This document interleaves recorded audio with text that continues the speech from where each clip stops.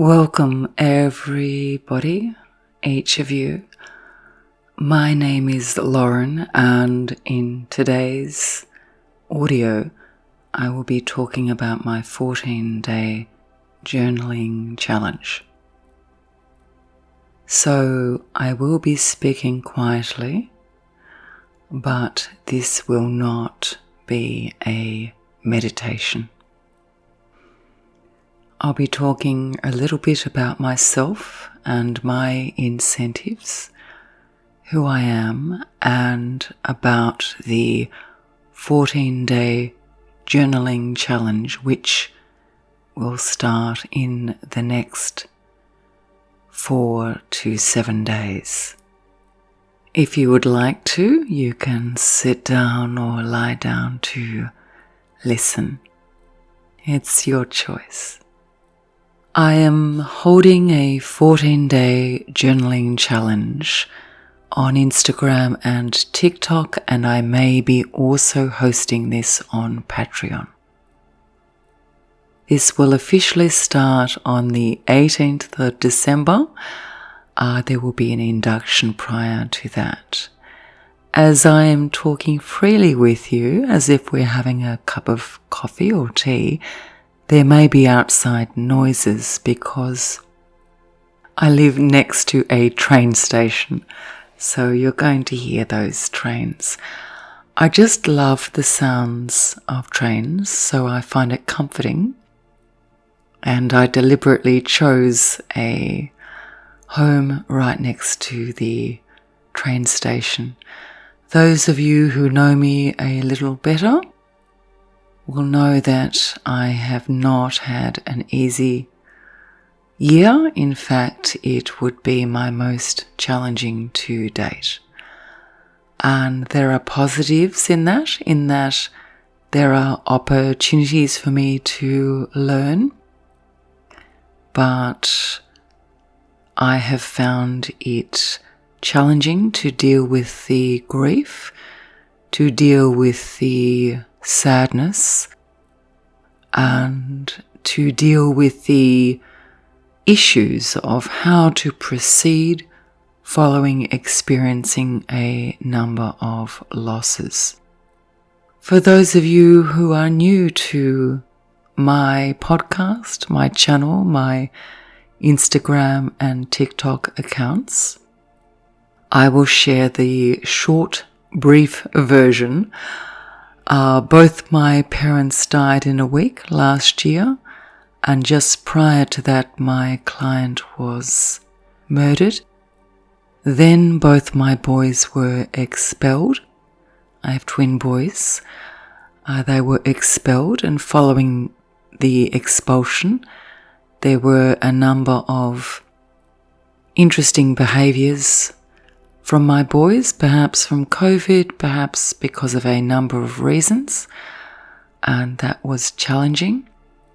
Then there were other issues relating to those issues, and something occurred in January of this year which I choose not to share, which has really, I suppose it's brought my life to its knees, and I'm still wrestling with, processing, working out how to proceed from there. One of the positives is that I have focused more on how to unpack thought, how to heal, how to develop wisdom. I have deliberated upon what gives us joy, what adds to our lives, and what is the formula for contentment. Just because I process this doesn't mean I know, and each of your journeys is valid in its own right. Each of your journeys matters, and my generic assessments, there is a plane flying overhead, my generic assessments and ideas may not be suitable, and that's okay. Your journey is your journey. It is precious. It counts. You have value just as you are. I think this is a really important point when we're searching for answers. Somebody on the internet may say something which resonates with us. It doesn't mean it may support us. We have the ability to find resilience within. Only we know what we are truly experiencing. Although I recommend that we seek professional help through the journey of our lives, only we know what we are truly experiencing and who we authentically are and who we are meant to become. No one can tell us what our journey is. That's our job. The 14-day challenge officially starts on the 18th and will be presented in short-form content on TikTok and Instagram. Please join me. To join me, follow me on Instagram or TikTok. And due to requests, I'll also be attempting to put this content on Patreon. I'll be engaging with you each day and teaching something new each day about journaling. I have found that journaling has really helped me in my life journey. It helps me rewrite and write down the story of who I truly am, as it can be so easy to get lost in the mire of what others say and what others tell. We can become trapped in a jungle of other people's judgments, their labels, their words. And we are not the words, the assumptions, the judgments of another. We are not. We are who we believe we are. We walk our own steps at our own pace and uncover our own truth in our own silence. I find journaling and creating a vision board absolute keystones in my life of discovery of who I am. And I'd like to share that with you. Together, let's write our own story. Join my 14-day journaling challenge and let's learn to heal, learn to grow, and learn to decide. Make decisions, set goals, set an intention. Starting the 15th of December with an induction. The official start is the 18th, with the official finish being the 1st of January. Why do I keep a journal? I keep a journal to remind myself of who I am. I keep a journal to write down who I am and who I could be and who I am destined to be. In my process of learning, in my process of falling down, lying in a fetal position and getting back up, in my process of acquiring new skills, honing present skills, and self-realizing, journaling is the absolute keystone to my self-awareness, the development of my self-awareness, and my ability to experience joy, and my ability to experience success in social media, because that is what I do now. I am a content creator, and creating content brings me a lot of joy, satisfaction, and I feel like me when I create content. I've shared some of my loss with you, not all of it. I've experienced several losses. I have been unreasonably judged, bullied, and labelled. I've experienced significant bullying as a child. And that has been quite a challenging process for me. There was one situation, one example when I was in primary school that a group of kids took me by force and forced me to sit down on dog feces. They called me weird, they called me Mr. Magoo. If you're my age, you'll know who Mr. Magoo is. I present with ADHD features, possibly high-functioning autism. I have a high IQ, and I see the world apparently a little bit differently to others. And that mirror of who I am has presented other people with, I suppose they've felt a level of confrontation or intimidation, or they have found it challenging for their own reasons to see me for who I am, and that has resulted in years of significant bullying, especially when I was a child. And the result of that is I've felt very hurt, and it has hindered my ability to see my own worth for years and years. Now I see that my different way of seeing the world adds to the way other people experience their world. And I feel a lot better about who I am now. But each day I wake up and see myself anew. We are a new person in each and every moment. When I started on social media, I was told relentlessly to get a real job and to stop making a fool of myself on social media. That was quite prolific for particular reasons. There were a couple of people who knew me that were particularly interested in telling me in a variety of different ways to get off social media.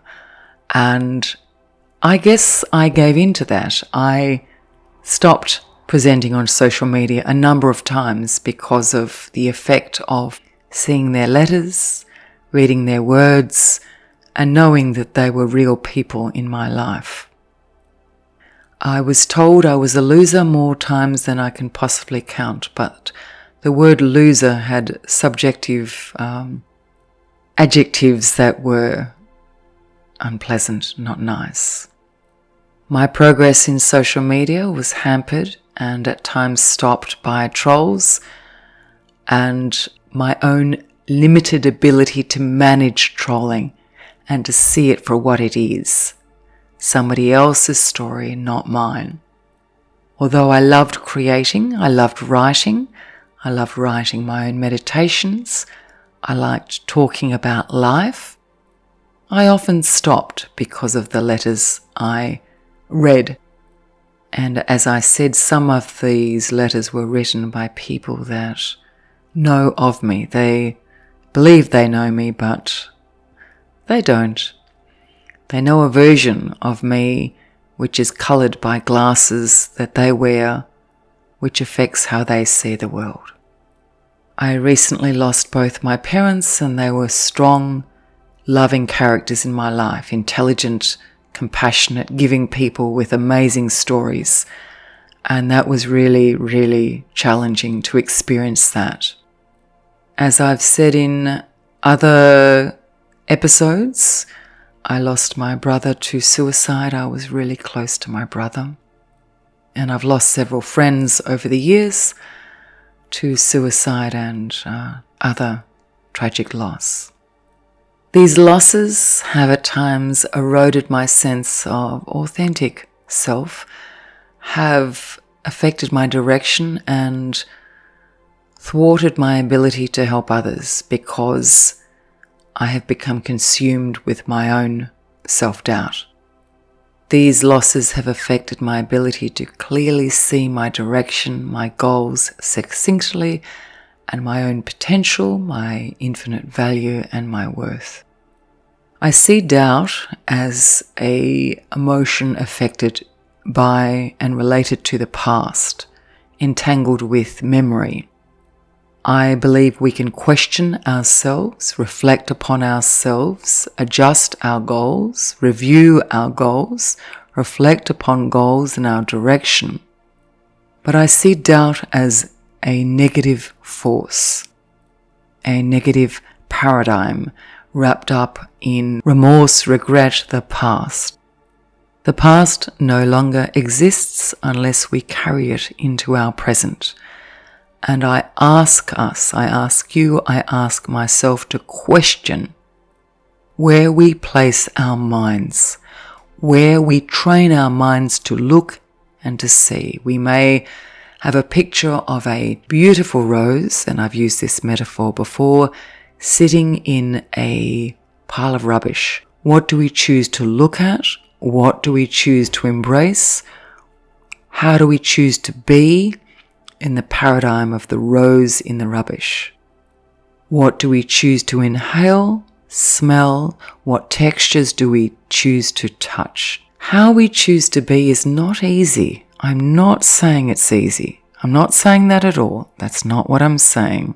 I am saying that with practice, with relentless practice, repetition, and reprogramming, reframing, we can see our world differently. And when we see our world differently, our world becomes different. Each person walks their own journey. Their journey is not our journey. Each person writes their own story. Their story is not our story unless we choose to make it so. I have been terribly affected by what people said to me when I was in primary school. Terribly affected. I have been incredibly affected by what people said to me in the last 15 years. I have allowed their words to define me, and that was a mistake. I stopped wearing the clothes that reflect who I am. I stopped practicing the values which ring true for me. I stopped following the behaviours which make me me, because I was told I was a loser.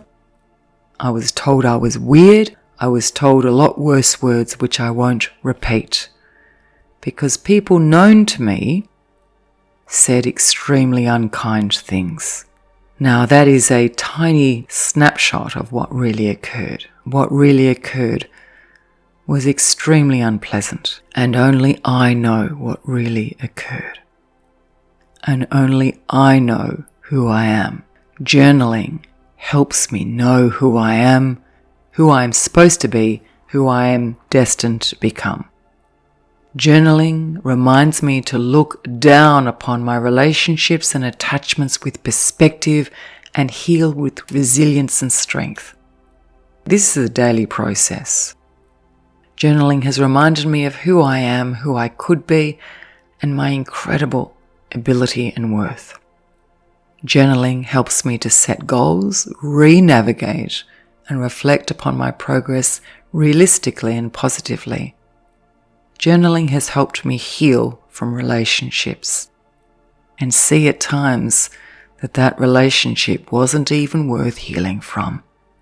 The character of that relationship does not mirror the worth I demonstrate today. Journaling serves as my greatest constructive self-critic, my counsellor and my own life coach. Journaling motivates me, and it can motivate you. It can teach you who you truly are and be your most constructive self-critic, your counsellor and your life coach. In most occasions, I heartily and passionately believe in professional counselling, so I'm not saying a journal substitutes for a professional counsellor or psychologist or whatever is required, but journaling can be structural, functional, supportive therapy. You can hear a train going past. I just love the sound of the trains. I just love it. Listen to that. It's literally across the road. Journaling helps me set boundaries. Boundary setting is so important because sometimes we think if we have soft boundaries, people will like us. It's not true. Soft boundaries cannot affect the behaviour of another. It just means that we lose ourselves for a period of time. The ability to say no carves a line into the stone of who we are and reminds us of our worth and reminds somebody else that we like ourselves, we value ourselves, and we are not a pushover. So join me for the 14-day journaling challenge and unearth your amazing abilities, because you have amazing ability. And if you hear yourself right now starting to use less than positive self-talk, inner rhetoric, there is your first lesson. What are we saying to ourselves? How does our inner rhetoric serve us? What does our inner rhetoric bring to our life? Everything we say, everything we do trains us. We are like a computer with a number of software programs. What software program are you programming yourself with? A journal will highlight this and help us to reprogram ourselves. This 14-day challenge will be posted daily on Instagram and TikTok, and I think it's likely Patreon. You can look up my name, Lauren Ostrowski Fenton, on Patreon. I am Lauren Ostrowski Fenton on Instagram, and I'm Lauren Ostrowski FE on TikTok. Let's rewrite together, let's reframe together, let's reprogram together who we are, who you are, and uncover our authentic self, your amazing, beautiful, authentic self. I'm serious, let's do this. So mosey on down to Instagram or TikTok right now, follow me, get ready, decide how you're going to journal. You may want to have a hard book, a beautiful leather-bound journal with a special pen. I use Penzu, Penzu. There's no sponsorship there, it's just something I like doing. I like recording. So with Penzu I can record, and I record the words and then edit them, because that is who I am. I enjoy using a pen, and I think that's really useful. But I enjoy recording because I can speak faster than I can write. What do you enjoy doing? What suits you? Do you need a special pencil, a pen, a leather-bound journal, an exercise book? Perhaps you'd like to use Google Sheets and use the voice recorder. Perhaps you'd like to use Penzu. Think about what medium you'd like to use. I will make suggestions. I will have a structure to this 14-day program, but this is inherently about you. What suits you? I can also do recordings and place these on the podcast, but I would like you to let me know what you want. Give me feedback. Don't hold back, because I like feedback. We are a community. You have worth. I have worth, and we have worth. There are 3 relationships in life. The one you have with yourself, the one you have with one other partner, and the one you have with the community. They all have worth. You have worth. So take the time to listen to yourself. Journaling allows you to write about yourself, read about yourself, and listen to yourself. Heal, grow, decide through journaling. I'll speak to you soon. Thank you for listening. And sit down or lie down comfortably together as a community. When we look after our individual self, we are in a better position to engage positively with our community. Love you all.